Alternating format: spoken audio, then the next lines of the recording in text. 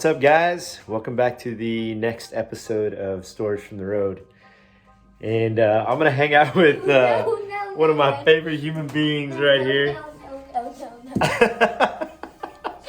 He's actually in school right now, and he's playing with his tech decks and watching, what are you watching? Henry Danger. Henry Danger. So actually, I wanted to show my boy because I've asked for people to do like Q&A a different way, you know, questions and answers, and submit questions in the form of a video. And not too many people did it. Not too many people are, man, I was gonna say that brave, because it takes a little bravery to get in front of the camera. A lot of people that I've chatted with are like, man, I'm not comfortable in front of the camera. I'm comfortable behind it, but not in front of it, which I totally get. Like, not everybody can do this. But this guy did it, and he's a great dude. So let's jump into that. Hey, Pastor Joe, I just wanted to ask you a question. After having seen you on the road during the last tour with Sidewalk, I remember watching you receive a phone call, and I figured it was from home.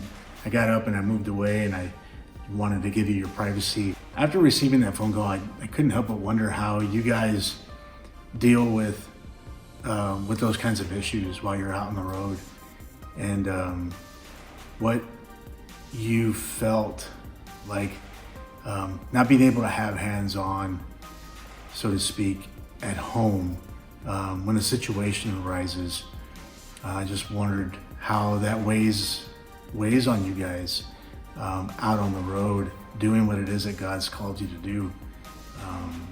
I mean, and obviously you have to have tremendous faith to do something like that. But I was just wondering how that weighed on you guys, how that weighed on you. Yeah, that's my question. Well, guys, that was Homero, and that dude he's pretty amazing. Let me tell you a story about Homero. Our bus broke down years ago in Oregon, and Homero actually lives up in Washington. And that dude is amazing. So he really loved on our bus driver, because our bus driver stayed up there for, man, I think it was like 3 weeks waiting for the bus to get fixed. And that was actually, and I think that was the time that the engine blew. Kind of crazy, actually. But Homero actually went down, so Washington, Oregon. He drove down and picked up the bus driver, took him up to his place, I believe, fed him, took him to like some family function stuff, took him to church, and man, just really loved on him. And then after that was all said and done, I believe, and I'm pretty positive, Homero actually drove our trailer, because we needed to take our trailer on some more shows.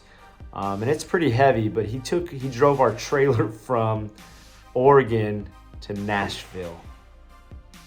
And man, that is amazing. Not everybody would do that. But Homero, that was a great question that you asked. And you're right, man. That is by far one of the toughest things for me when I was out on the road. I really relied on the strength of my bride. For those of you that do not know her or have not met her, she is extremely strong and the backbone of this family. And so we would make decisions ahead of time. We had protocol for things that happened that she could take care of, or that she didn't really have to contact me about. I relied, while I was out on the road, that Tiffany would make the proper choice on a large majority of the things. And that if she needed any guidance or assistance, I would lend that from the road. But for the most part, I relied on her. I really, really did. There were times that we didn't like physically chat on the phone for like a couple days. because if this sounds weird, then I apologize, but we don't have to talk to each other every single day. I know, right? Some people have to talk. I see some of the relationships, especially when you're out on the road, you got some younger guys and they have to talk every single hour. We didn't have to talk every single day. We would try to, jump on a call, every now and again. But while I was gone, she was extremely busy. And as you guys can imagine, road life's crazy busy. But when we did get to talk, it was sweet moments. And then I made sure, like, this dude over here, look at him. He's in school right now. Hi, Rogan. But I made sure that when I got to talk with Tiff, that I jumped on the phone with the kiddos as well. There were moments that we needed to chat with each other more than other times. So I hope that helped, Homero. So guys, as you know, this is Stories from the Road. The next guy coming up actually made a pretty good video, and I'm gonna chop it up in different sections. So this is section 1 of my buddy Andy. You guys will all fall in love with Andy. The guys from the band, as well as myself, fell in love with and still love Mr. Andy. So, check this dude out, and I'll be back. Hey guys, my name is Andy Owenby. I am not technically I didn't really tour with Cho, but I've been to enough shows to have some pretty good road life stories, so to speak. The first one I'll share with you, I'd always made sure. I met Cho one time when I hosted Sidewalk Prophets at my home church here in Hayesville, North Carolina. We instantly kind of struck up a friendship. So anytime that they were coming, I gave myself a limit. If they were within 4 hours driving time, anytime that they were coming near, I would go. And so that kind of got to be a thing, and a kind of repetitive thing. And every night before a show, I would always text them, hey, you need anything? Need me to bring anything? You guys good on snacks for the bus? This kind of thing. And, they would always say, yeah. So one time they were playing this show at a baseball game, the Hickory Crawdads, I think it was, Hickory, North Carolina. Anyway, I was going that evening at like 6:30, 7 o'clock. I get this text, and this is all the text says: yo, dog. I text back, yo. And then next text is like, hey, think you can get us a mandolin for tomorrow? I don't know what had happened to their mandolin, but something had happened. And I was like, I didn't even think about it. I had no idea where I was going to get a mandolin. I said, you know what, guys? I'll get you a mandolin. Don't worry about it. I'll make it happen. I'll try to find out what kind and stuff like, musicians are picky. So anyway, I had no idea where to get a mandolin. Finally, the next morning, I happened to find a music store. It was open on Saturday. It was about an hour and a half out of the way from going, but I didn't care. I just had to leave a little earlier. I was able to go by and pick these guys up a mandolin. It wasn't exactly what they wanted, but it was close enough. And wasn't a big deal to me. No big deal. Got the mandolin, got to the show, hung out. It's hard to explain it. To me, it was just a mandolin.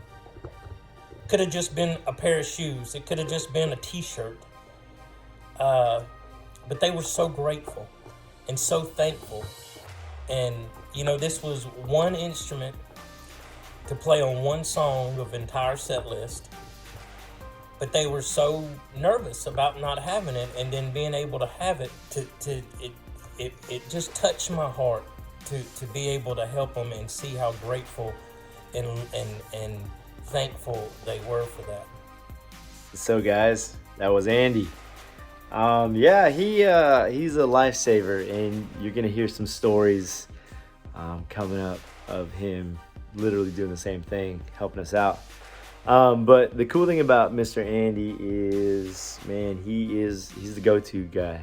And so he's also a musician. So I knew like we were in his territory, and I was like, man, if anybody can get a mandolin, it's Andy. Now, for those of you, I have no idea where the mandolin went. I don't remember. It was a while ago. I don't remember the specifics of it. I do know that it was a baseball game, like Andy said. And I do remember that since it was that, we didn't have like our normal rig, our normal stuff with us. So we would always rely on some of the guys just bringing, their parts and pieces that they needed to bring.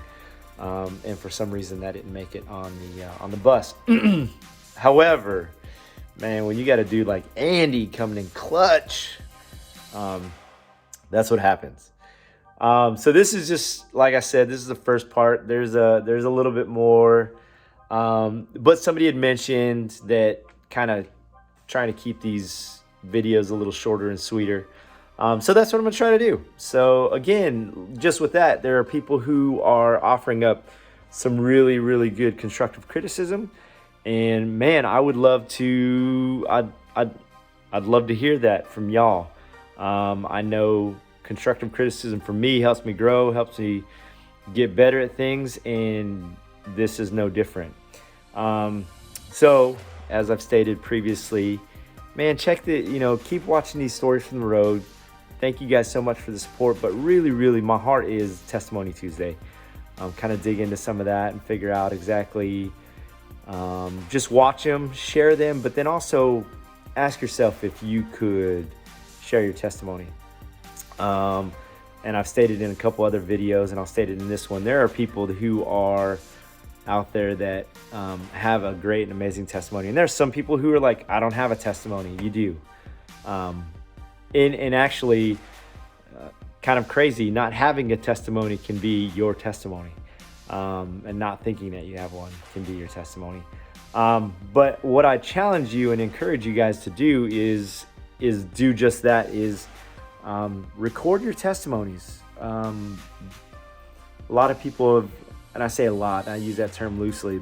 There's several people that have reached out to me that are like, man, I'm not in a position right now in my walk in faith to do my testimony, and especially in front of a camera. And at first, it was like, yeah, no, totally get it. Because I understand those times, but I encourage them to make a video anyway, because there's so many people out there that need to hear that there are hard times even after you give your life to Christ. And in fact, there are hard times because after you give your life to Christ, the enemy is continually attacking you because he doesn't want you there. And so encouragement and challenge to you guys, if that's you and you're sitting here watching this and you're like, man, I really want to share my testimony, but I'm not in a good place. Man, I'd love to even hear that. And then what I, would encourage all of you guys to do is, if you're watching these videos, man, stop and pray for these people, because a community surrounded with love, by love, for these people is a beautiful thing. So guys, thank you so much. Seriously, love you guys, and hope that you're enjoying these videos.